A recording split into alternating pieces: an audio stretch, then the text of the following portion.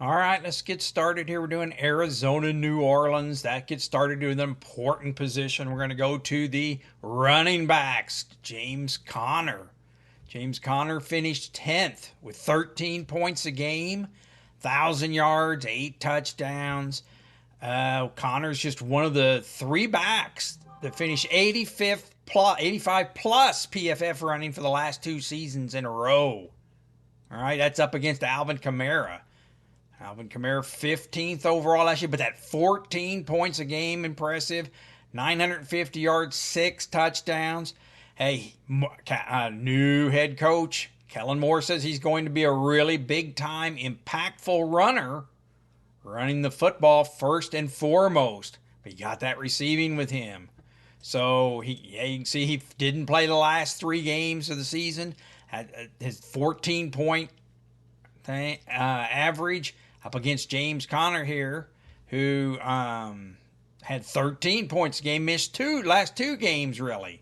So you have the competition here a little bit with this year with possibly Trey Benson. So you're more sure of the Alvin Kamara. You know, Alvin Kamara in the past has been very high. He did, I guess, came back. You know, look at 2023. Came back and had a pretty good year comparably last year. With the makeup there, and really the newly signed Cam Akers is behind Alvin Kamara. We're going to go with Alvin Kamara as the running back with the best fantasy choice chance next year. Let's go down to wide receiver number 4. Number 4, we're looking at Zay Jones for Arizona. Didn't do much last year. Had 84 yards receiving. But he's played in 115 games, has 18 touchdowns over that span. It's been around. Bub Means was a rookie last year. Had finished 132nd. Only had 118 yards, but really came on after the injuries started to mount for New Orleans early. He came on, had some games there in the middle, and then he hurt his ankle. See, he hurt his ankles, but he's a bigger receiver. That might give him some chance here because everyone above him is smaller and not very big wide receiver. So we're gonna go with Bub Means. New Orleans gets a 4-0 lead starting out. We're gonna move to the backup quarterback. We have Jacoby Brissett, been around a long time. You know, 860 or 26 yards, 2 touchdowns passing. Started 5 games last year, throwing for 800 yards, only 2 touchdowns, terrible completion percentage. Then Drake May came in and took over. So, veteran leadership, I guess. But here's Spencer Rattler for New Orleans. Finished 41st last year, got into some games, right? 4 touchdown passes, got some running to go with that a little bit. If they got a quarterback competition going on in New Orleans, and he's been pretty impressive so far in OTAs, has been doing pretty good. But I assume he's going to fall short and be at the backup to Tyler Shugg. So, but he's got more promise here. And you can see he runs a little bit too. We're going to go with the younger Spencer Rattler. New Orleans up 5-0. We move on to the 3rd running back. We've got D. McCardo here. He came on just a little bit last year, you know, getting some games, 223 yards rushing up against Devin Neal, a rookie for New Orleans. Comes in, Neal was a workhorse during college, though, at Kansas, and can do some passing game, right? So, was drafted in the 6th round, but the running back class was deep. Came in, was a 3-star high school, had good games there. So we're going to go ahead and go with Devin Neal, the rookie there. Moving on to backup running backs. This is running back number 2. And here's the real pivotal point this year for Arizona running back anyways. Trey Benson. What are we going to get out of him? Last year, 66th overall. Didn't really, 291 yards, 1 touchdown. Hey, James Conner says, though, he's in better shape this year and is looking to do more. Worked out a little bit more, taking it a little more serious, I suppose. Cam Akers, bounced around. He comes in as 46 last year in fantasy running backs. Had 400 yards, 440 yards, 2 touchdowns. He's been on 5 teams in 3 years. All right. And that pretty well pushed this Kendall Miller off the list.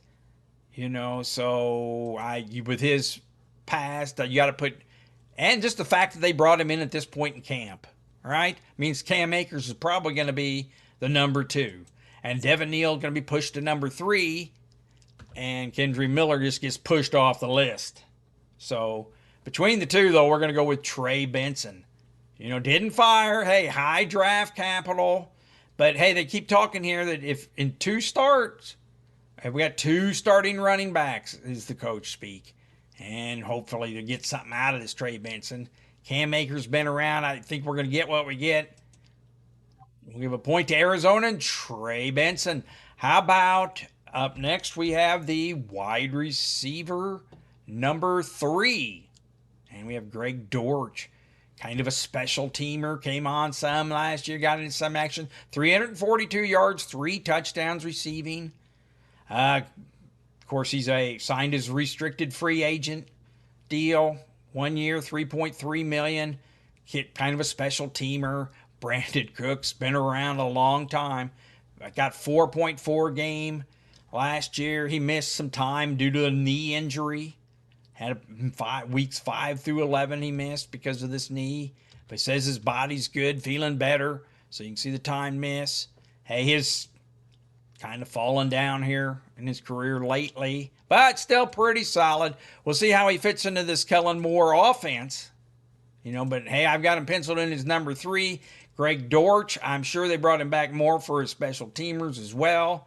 So we're going to go with Brandon Cooks. New Orleans up 7-1. Up next, though, we've got the wide receiver number 2. How about Michael Wilson? Michael Wilson finished 65th last year, 548 yards. Really, hey, his big thing, PFF grade of 64.5 declined from his rookie year. I guess we can call that a sophomore slump. He is in his 3rd year. We like receivers in their 3rd year. Tend to catch on a little better. Shaheed finished 78th, but you look at that fantasy average, 11.3, right? 349 yards. He on fire at the beginning, all right? Then had those injuries. Hey, supposedly he's back in camp looking good. OTAs, everything looks good with him. And with that average, look at that average difference, 11-5. And Shaheed can catch on. Now, hey, he's a new quarterback, new system, new everything. And Michael Wilson is in his 3rd year, but with Trey McBride there at tight end, there just isn't that. And of course, Marvin Harrison, there's just not as much room. We'll go with Juwan Johnson, 10-1. New Orleans with a commanding lead. That might turn around here, though, at, that one right there, 9-1. I clicked the wrong one with Trey McBride, though, at tight end. All right, finished 3rd last year. Hey, 1,146 yards. You can see that, just 2 touchdowns. And that's what held him back from being the top tight end, which I have him as the top tight end this year. Horrible luck at touchdowns. Only had 2 receiving touchdowns. Juwan Johnson, right now, they re-signed him. Needed to bring him back. Finished 20th. He's their true tight end.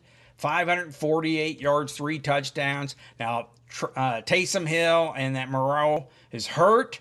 So right now in OTAs, he's the number 1 tight end, getting the start. But you can't hit Trey McBride. He's going to be the guy. I got him as number 1. He's got the number 4 precision schedule, so look out for him. All right. How about next up we've got number 1 wide receiver, Marvin Harrison Jr., all right? Worked on that body. Finished 25th overall. Didn't get 1,000 yards. 8 touchdowns, though. Good red zone. Worked on that body. Put on a little weight. Trying to handle the demands of the NFL a little bit more. Up against Chris Olave. Chris Olave's been around, 93rd. All right, 400 yards. Olave going into a huge impact this year, although he's had 4 concussions in 3 seasons. And that cut short his season last year. Of course, you're going to be worried about that this year going in. So, I mean, hey, it's going to be hard to take him. So, of course, we're going with Marvin Harrison Jr. Marvin Harrison Jr.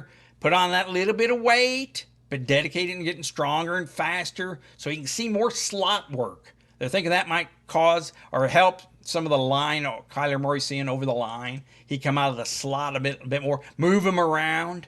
So, of course, Marvin Harrison Jr., we're looking for better things this year. Right, and we've done the running back, so that moves us.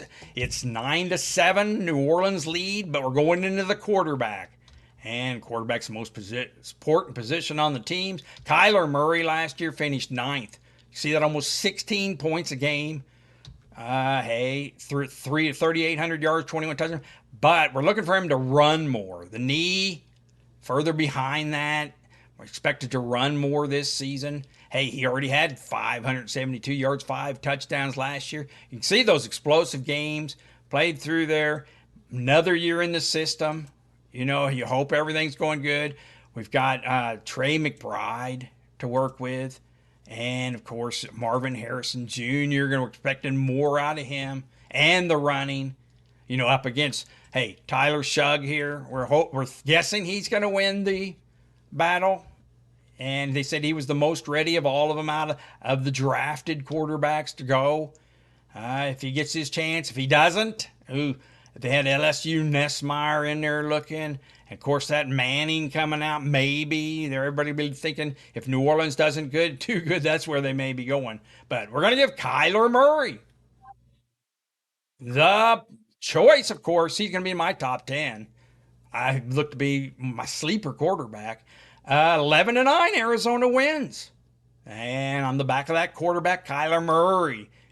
All right, hey, give me a thumbs up. Hit that subscribe button. Give me a thumbs up if you haven't. Join in. Take a look at this.